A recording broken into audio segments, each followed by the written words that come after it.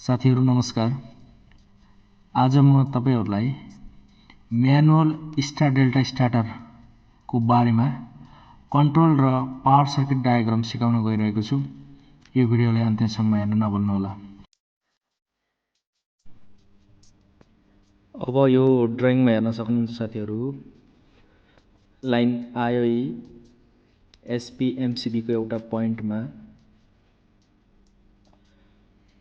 त्यसैगरी एसपीएमसीबी को अर्को पोइन्टबाट लाइन निस्कियो र ओभरलोड रिलेको एनसी पोइन्टमा गयो। हामीले 95 र 96 प्रयोग गर्छौं। यो ओभरलोड रिलेले मोटर प्रोटेक्सन गर्छ ओभरलोड हुनबाट। अनि ओभरलोड रिलेको अर्को पोइन्टबाट लाइन निस्किएर अफ पुश बटनमा गयो। त्यसैगरी अफ पुश बटनबाट फेरि लाइन निस्किएर, एउटा कुरा ध्यान दिनु होला, अफ को लागि एनसी प्रयोग गर्ने।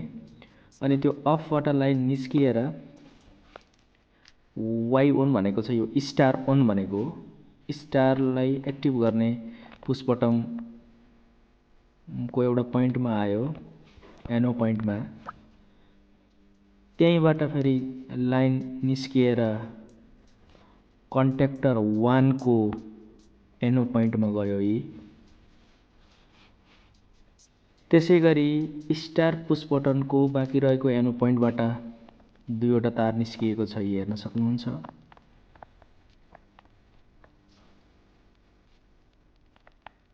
एउटा मेन कन्ट्याक्टरको A1 मा गयो, यानी कि कन्ट्याक्टर 1 मा गयो, र एउटा तार कन्ट्याक्टर 1 को बाँकी रहेको एनो पोइन्टमा गयो।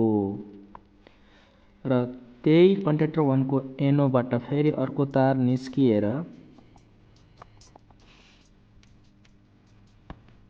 उक्त सप्लाई डेल्टा पुश बटनमा गयो र डेल्टा पुश बटनको एनसी पोइन्टमा गएको छ। एउटा कुरा ध्यान दिनु होला, डेल्टा पुश बटनको एनसी पनि युज हुन्छ, एनो पोइन्ट पनि युज हुन्छ है। अनि त्यही एनसी पोइन्टबाट फेरि अर्को तार निस्किएर त्यही डेल्टा पुश बटनको एनो पोइन्टमा गयो, चित्रमा हेर्न सक्नुहुन्छ। अनि त्यही एनो पोइन्टबाट फेरि एउटा तार निकालेर कन्ट्याक्टर 3 को एनोमा पुर्याइएको छ, हेर्न सक्नुहुन्छ। अब डेल्टा पुश बटनको बाँकी रहेको एनसी पोइन्टबाट एउटा लाइन सिधै कन्ट्याक्टर 3 को एनसीमा गयो र कन्ट्याक्टर 3 को एनसीबाट आउट भएर कन्ट्याक्टर 2 को A1 मा गएको छ। हेर्नु होला, K3 हुँदै कन्ट्याक्टर 2 मा गएको छ, K3 को एनसी पोइन्ट हुँदै कन्ट्याक्टर 2 को A1 मा गएको छ। त्यसैगरी डेल्टा पुश बटनको जुन बाँकी रहेको एनो पोइन्ट छ, त्यसबाट दुईवटा तार निकालिएको छ।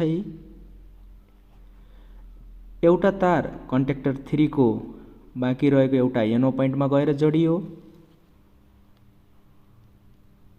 भने अर्को तार कन्ट्याक्टर 2 को एनसी पोइन्टमा गयो र कन्ट्याक्टर 2 को एनसी पोइन्ट हुँदै कन्ट्याक्टर 3 को A1 मा गएको छ, यहाँ हेर्न सक्नुहुन्छ। यहाँ नझुकिनु होला, यहाँ K3 को एनसी हुँदै K2 को A1 मा लाइन गएको छ र K2 को एनसी हुँदै K3 को A1 मा लाइन गएको छ।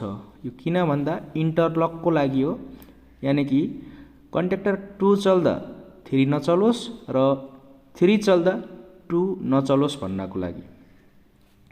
र अब हामीले यसरी यो लाइनको काम सकिसकेपछि यो जुन कन्ट्याक्टरको A2 पोइन्टमा, A1 र A2 सप्लाई पोइन्ट हो, A2 पोइन्टमा हामीले यसरी न्युट्रल ल्याएर जोडिदिने, न्युट्रल तार जोडिदिने र यो कन्ट्याक्टर हाम्रो बल्ल अपरेट हुन्छ। र एउटा कुरा ध्यान दिनु होला, कन्ट्याक्टरको कोही A1 र A2 मा 220 अथवा सिंगल फेज भोल्टेज दिएर चल्ने हुन्छ, कसैमा 400 भोल्ट सप्लाई अथवा 2वटा फेज दिनुपर्ने पनि हुनसक्छ, त्यो कन्ट्याक्टर अनुसार हुन्छ।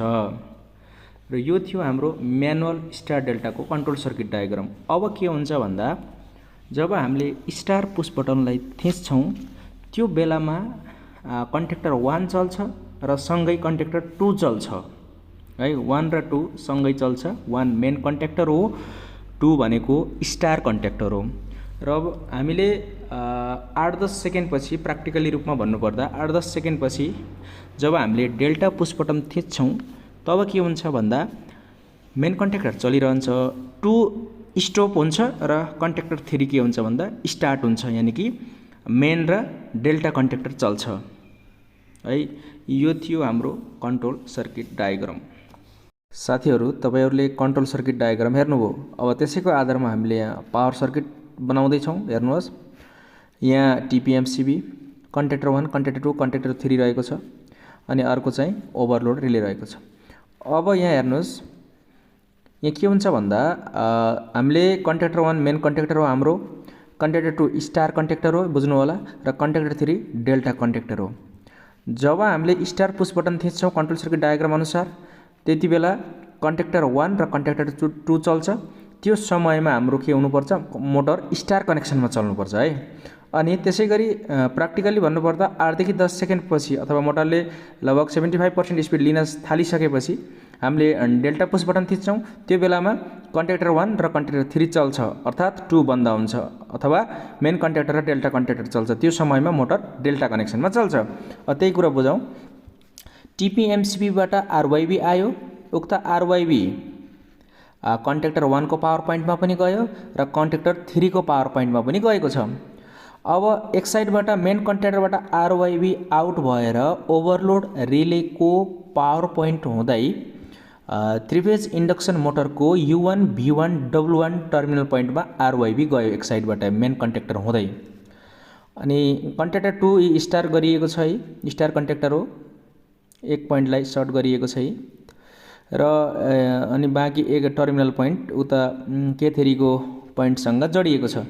अनि K3 को जुन पावर पोइन्टमा आरवाइबी आयो र अर्को पोइन्टबाट आरवाइबी आउट भएर हाम्रो मोटरको बाँकी रहेको 3वटा टर्मिनल V2, U2 र W2 मा गएर जोडिनु पर्नेछ। अर्थात् हामीले यो मोटरलाई डेल्टामा चलाउने हो। अब डेल्टा कनेक्सनमा के हुन्छ, प्रत्येक कोइलले 2वटा फेज पाउँछ मोटरको है। अब एक साइडबाट यदि U1 ले R पायो भने हाम्रो U2 ले के पाउनु पर्यो, Y पाउनु पर्यो। त्यसै गरी V1 ले मेन कन्ट्याक्टरबाट Y पायो भने V2 ले डेल्टा कन्ट्याक्टरबाट के पाउनु पर्यो, B पाउनु पर्यो। त्यसै गरी मेन कन्ट्याक्टरबाट आएको सप्लाई W1 ले B पायो भने अब त्यसैको अर्को टर्मिनल W2 ले डेल्टा कन्ट्याक्टरबाट आएको R पाउनु पर्यो। यसरी यो सर्किट डायग्राममा त्यही कुरा छ, राम्रोसँग बुझ्नु होला। एक साइडबाट U1, V1, W1 मा आरवाइबी आएको छ भने अर्को साइडबाट डेल्टा कन्ट्याक्टरबाट V2, U2, W2 मा पनि आरवाइबी आएर यसरी प्रत्येक कोइलको टर्मिनल पोइन्टले 2-2वटा फेज पाएर मोटर केमा घुम्छ भन्दा डेल्टामा घुम्छ। ओके साथीहरू, पक्कै पनि केही कुरा बुझ्नु भएको छ होला। यस्तै भिडियो लिएर म फेरि पनि उपस्थित हुनेछौँ। अहिलेलाई बिदा दिनुहोस्। नमस्कार।